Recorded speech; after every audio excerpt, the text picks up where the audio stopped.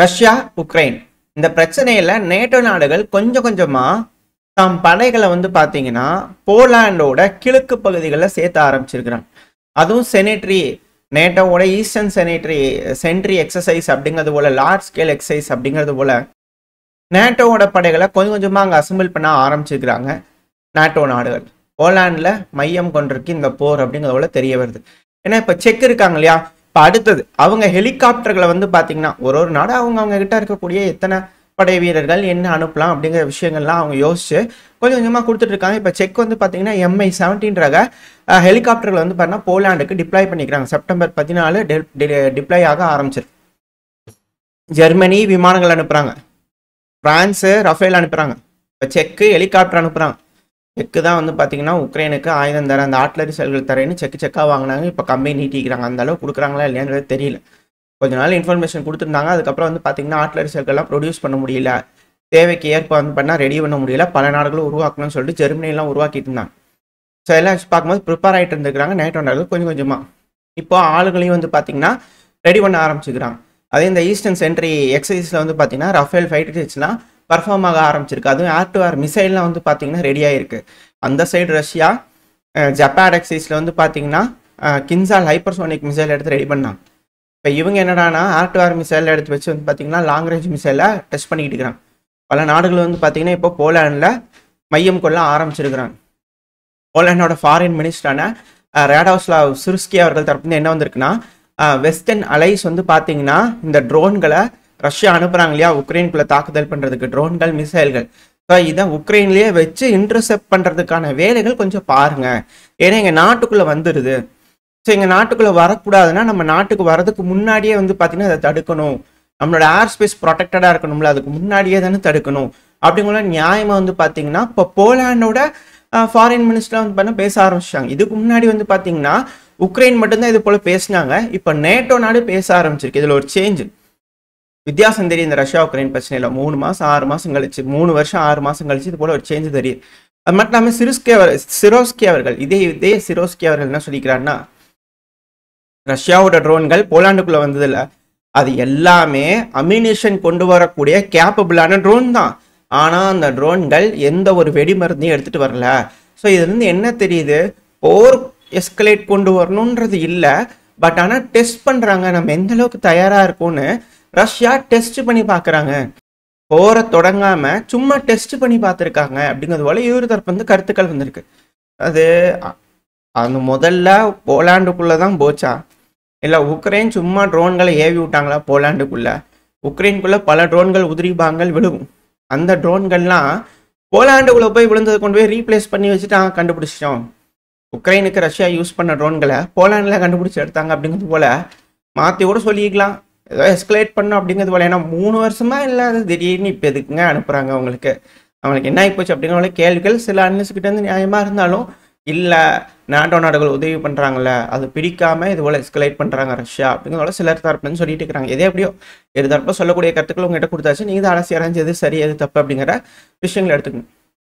அது மட்டும் இல்லாமல் போலாண்டோட அதிபரான நவ்ரோக்கி அவர்கள் இருக்கிறார் இல்லையா, ஸோ அவர் அப்ரூவ் பண்ணிட்டார் நேட்டோவோட ட்ரூப்ஸை போலாண்டுக்குள்ளே டிப்ளாய் பண்ணுறதுக்கு நான் அலோவ் பண்ணுறேன் அப்படிங்கிறத கையெழுத்து போட்டுருக்காங்கன்னு போலாண்டோட நேஷனல் செக்யூரிட்டி பியூரோ பார்த்தீங்கன்னா சொல்லிக்கிறாங்க. ஸோ அந்த ஈஸ்டர்ன் சென்ட்ரி அப்படிங்கிற அந்த ட்ரில் அப்படிங்கிற பேரில் பல நாட்டு ட்ரூப்ஸ் பண்ணதுக்கப்புறம் நாட்டோட நாடுகள் ட்ரூப்ஸ் பார்த்தீங்கன்னா போலாண்டுக்குள்ளே வருவாங்க அப்படிங்கிறதுலாம் மாற்று கருத்தில். ஸோ போர் பதட்டம் அதிகரிக்க ஆரம்பிச்சிருக்கு. அதிகப்படியான இராணுவ வீரர்கள் போலாண்டுக்குள்ளே வரும்போது மக்கள் மத்தியில் பார்த்தீங்கன்னா பேதி அதிகரிக்கும். அதுக்கு ஏற்ப இன்னும் கொஞ்சம் பத்திக்கிட்டு ஏறிட்டோம் அப்படிங்கிறது போல போலாண்டு பெலரூஸ் பார்டரில் பார்த்தீங்கன்னா ரயில்வே கனெக்டிவிட்டி இருக்கும் இல்லையா. ஏன்னா எல்லா அண்டை நாடுகள் அதனால ரயில்வே கனெக்ஷன்லாம் போடும்போது போட்டிருப்பாங்க. இப்போல்லாம் கம்ப்ளீட்டாக ஸ்டாப் பண்ணுறாங்க இல்லையா. இப்போ அந்த இடத்துலலாம் ஸ்டாப் பண்ணுறாங்க. எப்படி லாத்வியா எஸ்டோனியா பண்ணுறாங்களோ அதே போல் போலாண்டு பண்ணிட்டு தான் இருக்கிறாங்க பார்டர் க்ளோஸ் பண்ணுறதுக்கு. ஆனால் இப்போ ரயில்வே லைன்லாம் பார்த்தீங்கன்னா அந்த கம்பி வச்சு அணை கட்டுறது, டிராகன் டீத் மாதிரி வைக்கிறது, ஸோ இது போல் பண்ணால் கம்ப்ளீட்டாக பண்ணால் பாபர்லாம் போட்டு சுற்றி வைக்கிறதுன்னு பல்வேறு வேலைகள் ரெடி பண்ணிட்டு இருக்காங்க. ஸோ போர் பதட்டம் அதிகரிச்சுக்கிட்டே இருக்குது நேட்டோ நாடுகளுக்குள்ள. ஸோ போருக்கு ரெடி ஆகிறாங்களா அப்படிங்கிற பதட்டம் யூரோப்பியன் யூனியன் நாடுகளுக்குள்ள பண்ணால் வர ஆரம்பிச்சிருக்கு. இது போரா எஸ்கலேட் ஆகாமல் பேச்சுவார்த்தை நடக்க இருக்கு.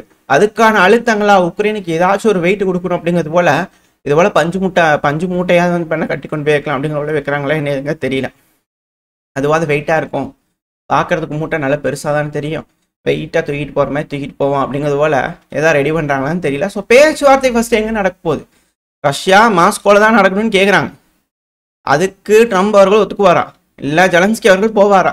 இல்லை ஜெலன்ஸ்கி அவர்கள் உக்ரைனில் தான் நடக்கணும்னு கேட்குறாரு, அதுக்கு ரஷ்யா ஒத்துக்குவாங்களா? ஏகப்பட்ட விஷயங்கள் இருக்குது. ஆனால் இந்த சமயத்தில் மாறி மாறி எஸ்கலேஷன் இருக்கு. ஆனால் இந்த சமயத்தில் தினந்தோறும் ரஷ்யா தாக்குதல் பண்ணுறாங்க, உக்ரைனும் தாக்குதல் பண்ணிருக்காங்க. இதில் எல்லாமே வேறு மாதிரியா செய்திகள் வர ஆரம்பிச்சிருக்கு. இப்போலாம் உக்ரைன் வந்து பார்த்தீங்கன்னா மிக மோசமான தாக்குதல் ரஷ்யா தரப்பு வந்து பண்ணுறாங்க அப்படிங்கிற சொல்கிறாங்க. இதுக்கு முன்னாடிலாம் தாக்குதலே பண்ண முடியலீங்க அப்படிங்கிற சொல்லிட்டு இருந்தாங்க. ஆனால் இப்போலாம் மோசமான தாக்குதல் பண்ணுறாங்க, ஆனால் இழப்புகள் மட்டும் குறைவாக இருக்குது, இன்ஃப்ராஸ்ட்ரக்சர் மட்டும் அழியுது அப்படிங்கிற சொல்கிறாங்க. அதுதான் வேரியேஷன் இவ்வளோதான் இவங்க கொடுக்கக்கூடிய ஸ்டேட்மெண்ட்டில். இப்போ என்ன சொல்லிக்கிறாங்கன்னா, செர்னிஹிவ் மணிக்கணக்காக செல்லிங் பண்ணுறாங்க ரஷ்யா, கிரிட்டிக்கல் இன்ஃப்ராஸ்ட்ரக்சர்லாம் டெஸ்ட்ராய் ஆயிடுச்சு அப்படிங்கிறது போல்.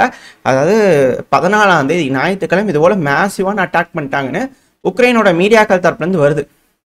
ஆனால் அந்த வீடியோ பதிவுலாம் வச்சு பார்க்கும்போது அந்த மேப்பில் வந்து பார்த்தீங்கன்னா இந்த நாசாவோட ஃப்ரிம்ஸ் இதெல்லாம் அமெரிக்காவோட தான், அவங்களே எங்கே வெடி விபத்து நடந்திருக்கு அப்படிங்கிறதோட காட்டுறாங்க இல்லையா. ஸோ அதெல்லாம் வச்சு பார்க்கும்போது இந்த ரெட் கலரில் இருக்கு இல்லையா, ஸோ அது வந்து அந்த இடத்துல அதிகமாக தீ பிடிச்சிருக்கு, அதிகமாக ஃபயர் ஆகிருக்கு. தான் ஃப்ரிம்ஸ் எந்த இடத்துல உலகத்தில் அதிகமாக தீ பிடிச்சிருந்துருக்குன்றத ரெட் கலரில் வந்து பார்த்தீங்கன்னா ஹை ரெட் கலரில் காட்டும். ஸோ இது நீங்கள் வேர்ல்டு ஃபுல்லாகவே பார்க்கலாம் எங்கெங்கெல்லாம் தீ விபத்து நடந்திருக்கு அப்படிங்கிறது போல். ஸோ இந்த இடத்துல வச்சு செக் பண்ணும்போது மிலிட்ரி ஏர்ஃபீல்டில் தான் ரஷ்யா அடிச்சுக்கிறாங்க, அங்கே தான் பயங்கரமாக தீ விபத்து ஏற்பட்டிருக்கு. ஸோ இதைத்தான் கிரிட்டிக்கல் இன்ஃப்ராஸ்ட்ரக்சருங்கிறீங்களா அப்படின்னு கேள்விகள் வர ஆரம்பிச்சிருக்கு. அதிகமாக ஆயுதங்கள் வச்சிருக்காங்க, ரஷ்யா தெரிஞ்சுக்கிட்டு மணிக்கணக்காக அடிச்சுக்கிறாங்க. அது மட்டும் இல்லை, ரஷ்யா உக்ரைனில் இருக்கக்கூடிய பவர் பிளான்ட் கீவ் பவர் பிளான்ட்ல வந்து பார்த்தீங்கன்னா அடிச்சுக்கிறாங்க. கீவ்ல இருக்கக்கூடிய லார்ஜஸ்ட் பவர் பிளான்ட்னா Trypilska power plant, thermal power plant 19 முறை தாக்குதல் பண்ணிட்டாங்க. இதை ஒரு வருஷமா வந்து பார்த்தீங்கன்னா ரெடி பண்ணியிருந்தோம். மோஸ்ட் பவர்ஃபுல் பிளான்ட் உக்ரைனோட கேபிட்டல் கீவ் ரீஜனுக்கே கொடுக்கக்கூடிய பவர்ஃபுல்லான ஒரு பவர் பிளான்ட் அது. ஸோ அந்த பவர் பிளான்ட் வந்து பார்த்தீங்கன்னா வருஷம் பூரா ரெடி பண்ணியிருந்தோம். முதல்ல தான் அடிச்சு துவம்சம் பண்ணி வச்சிருந்தாங்க, நாங்கள்லாம் ரெடி பண்ணியிருந்தோம். இப்போ திருப்பி அது மேலே அட்டாக் பண்ணிட்டாங்க, ரிஜிஸ்ட்ரேஷன் பண்ணதெல்லாம் வேஸ்ட்டாக போச்சு அப்படிங்கிறது போல உக்ரைனோட எம்பி நஹோர்னிகா அவங்க தரப்புலேருந்து வந்து பார்த்தீங்கன்னா வேதனைகள் தெரிவிச்சிருக்காங்க. இதை அந்த டைம்லேயே நம்ம சொன்னோம், போர் முடிஞ்சதுக்கப்புறம் ரீஸ்டோர் பண்ணாங்கன்னா பரவாயில்ல, போர் நடந்துட்டு இருக்கும்போது அதுவும் வேற நாடுகள்லேருந்து டிஸ்மேண்டில் பண்ணிலாம் கொண்டு வந்து வச்சு அசம்பிள் பண்ணிலாம் ரெடி பண்ணிட்டு இருந்தாங்கன்னா எப்படி அப்படிங்கிற கேள்விகள் இருக்கு. ஆனால் இப்போ திருப்பி ரஷ்யா அட்டாக் பண்ணிக்கிறாங்க, திருப்பி இந்த தெர்மல் பவர் பிளான்ட்டு இது போல விஷயங்கள்லாம் அடி வாங்கிட்டு இருக்கு, எனர்ஜி இன்ஃப்ராஸ்ட்ரக்சர்ல அடி வாங்குது. அதுக்கான காரணம் உக்ரைன் தான். உக்ரைன் திரும்ப வந்து பார்த்தீங்கன்னா லார்ஜ் ஸ்கேல் அட்டாக் ரஷ்யாக்குள்ளே நடத்துகிறாங்க. Only oil depot, oil refinery, இதை தவிர்த்து அவங்க மிலிட்ரி சைட்டில் கை வைக்கிறதே கிடையாது. மிலிட்ரி சைட்டில் கை வச்சாலும் அங்கேயே ஆயில் டிப்போல தான் கை வைக்கிறாங்க. வெடி விபத்துகள் பெருசாக எறிகிற மாதிரி, தீ பிடிச்சி எறிகிற மாதிரியான விஷயங்கள் பின்பங்கள் காட்டணும். ஸோ அதனால வந்து பார்த்தீங்கன்னா ஆயில் ரிஃபைனரி தவிர அவங்க வேறு எதையுமே அடிக்க மாட்டாங்க. ஆயில் ரிஃபைனரி தொடர்ந்து அடிச்சுக்கிட்டு இருக்காங்க. லெனின்கிராட் பகுதிகளில் இருக்கக்கூடிய ஆயில் ரிஃபைனரி, இது உக்ரைன்லேருந்து 800 கிலோமீட்டர் தொலைவில் இருக்கக்கூடிய ஆயில் ரிஃபைனரிலாம் அடிச்சிருக்காங்க. மிக பெரும்பாலான வரவேற்புகள் உக்ரைனோட அதிபர் தரப்பு வந்துகிட்டு இருக்கு. இது ஒன்று மட்டும் கிடையாது, 1600 கிலோமீட்டர் தொலைவில் இருக்கக்கூடிய கெமிக்கல் பிளான்ட் எல்லாம் வந்து பார்த்தீங்கன்னா உக்ரைன் தரப்பு வந்து அடிச்சிருக்கிறாங்க அப்படிங்கிறது போல உக்ரைன் இன்டெலிஜென்ஸ் தரப்பு வந்து கிளைம் பண்ணுறாங்க. ட்ரோன்கள் அங்கே போயிருக்கு, அட்டாக் நடந்திருக்கு. பிரேம்கிராய் அப்படிங்கிற பகுதி ரஷ்யாக்குள்ள இருக்கக்கூடிய பகுதி, இது உக்ரைனோட பார்டர்லேருந்து 1600 கிலோமீட்டர் தொலைவில் இருக்கு. ஸோ அது வரைக்கும் உக்ரைனோட ட்ரோன்கள் போயிருக்கு, உக்ரைனோட இன்டெலிஜென்ட் ட்ரோன்கள் போயிருக்கு. ஸோ இது போல தாக்குதல் நடத்தி பேரிழப்புகளை ஏற்படுத்திக்கிட்டு இருக்கிறாங்க உக்ரைன் அப்படிங்கிறது போல உக்ரைன் தரப்பு வந்து மாறுதட்டி சொல்லிக்கிட்டு இருக்காங்க. அது உக்ரைனோட அதிபரான ஜெலன்ஸ்கி அவர்கள் வீடியோ எப்பவும் போல விளாக் பண்ணுவாரு, இப்போ ஒரு வீடியோ போட்டுக்கிறாரு. மேக்சிமம் எக்கனாமிக்ல டேமேஜ் பண்ண இன்ஃப்ளிக்ட் பண்ணியே ஆகணும், எக்கனாமிக் டேமேஜ் இன்ஃப்ளிக்ட் பண்ணியே ஆகணும் அப்படிங்கிறது போல அவர் தரப்பு வந்து பார்த்தீங்கன்னா வீரமிக ஸ்பீச்லாம் கொடுத்துக்கிறாரு. நன்றிகள், கோடான கோடி நன்றிகள் வீரர்களே, நல்ல வேலை செய்கிறீங்க அப்படிங்கிறது போல பாராட்டுகள் சொல்லிக்கிறாங்க. அட் சேம் டைம் வந்து பார்த்தீங்கன்னா இந்த ரயில்வே எப்படி இந்த பெலரூஸ் போலாண்டு பார்டரில் வந்து பார்த்தீங்கன்னா இந்த ரயில்வேலாம் ரெடி பண்ணுறாங்க, அதே போல் வந்து பார்த்தீங்கன்னா சபட்டாஜ் ஆக்டிவிட்டி, ஏன்னா இது எல்லாமே எக்கனாமிக்கலி லிங்க்டு தான். இதில் என்னன்னா கன்னி வெடிகள் வந்து பார்த்தீங்கன்னா இந்த ரயில்வே லைன்ஸ்லாம் கொண்டு வந்து வச்சுட்டு போயிடறாங்க. இப்போ ரயில் அந்த இடத்துக்கு வருது அப்படின்னா கன்னி வெடி ஆக்டிவேட் ஆகி வெடிக்கும் போது சிவிலியன் பயணிக்கக்கூடிய அந்த ரயில் தான் அடி வாங்குது. ஸோ இது போல் ஒரு விஷயம் வந்து பார்த்தீங்கன்னா கர்ஸ் கோப்லஸ்ட்டை ட்ரை பண்ணிக்கிறாங்க, அதை தடுத்து நிறுத்திக்கிறாங்க. அப்படி தடுத்து நிறுக்கும் போது சில நபர்கள் அந்த கன்னிவெடியில் மாட்டி இறந்ததா சொல்லப்பட்டது, காயமடைந்ததா சொல்லப்பட்டது, இது உக்ரைன் வந்து கிளைம் பண்ணுறாங்க, அதை தடுத்துருக்குறாங்க. ஆனால் அதே போல் இன்னொரு இடத்துல பிளான்ட் பண்ணிக்கிறாங்க. எங்கே அப்படின்னா செயின்ட் பீட்டர்ஸ்பர்க்லேருந்து பெஸ்கோ வரைக்கும் போகக்கூடிய அந்த ரயில்வே லைனில் வந்து பார்த்தீங்கன்னா இது போல் வச்சுருந்துக்கிறாங்க. 15 ஃபியூயல் டேங்கர்ஸ் வந்து பார்த்தீங்கன்னா தடம் புரண்டுருச்சு அப்படிங்கிற செய்திகள் வந்துக்கிட்டு இருக்கு. ஸோ இது போல சபட்டாஜ் ஆக்டிவிட்டி அப்படிங்கிறது வந்து பண்ணால் அதிகரிக்க ஆரம்பிச்சிருக்கு. நாச வேலை செய்யக்கூடிய கும்பல் ஊடுருவிக்கிறாங்க. உக்ரைனோட கும்பல் ரஷ்யாக்குள்ளேயும், ரஷ்யாவோட கும்பல் உக்ரைனுக்குள்ளேயும் ஊடுருவிக்கிறாங்க. ஏன்னா உக்ரைனோட கேபிட்டலான கீவ்ல இது போல ஒரு ட்ரெயின் வந்து வெடி விபத்துக்குள்ளே இருக்கு அப்படிங்கிறது போல நம்ம நேற்றுக்கு பார்த்துருப்போம். ஸோ இது போல மாறி மாறி இது போல விஷயங்கள் நடக்கும்போது பேரிழப்புகள் உண்டாகும். இது எஸ்கலேஷனோட உச்சகட்டத்துக்கு போயிட்டு இருக்கு. நாட்டோ நாடுகள் தயாராக இருக்கிறாங்க. ஜப்பான் ஆக்சிஸ் ரெடி ஆகிட்டு இருக்கு. இந்த சைடு பெலருஸ், ரஷ்யா.